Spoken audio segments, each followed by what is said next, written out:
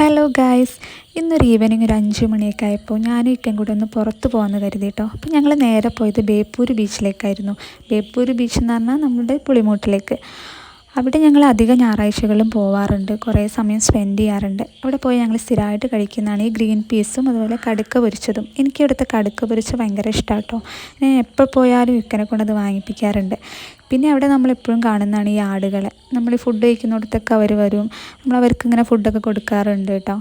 പിന്നെ നമ്മളെല്ലാ ബീച്ചിലും പോയാൽ ഐസ് വരത് നിർബന്ധമാണ്. എനിക്ക് അതിൽ മിക്സഡാണ് കേട്ടോ കൂടുതലിഷ്ടം.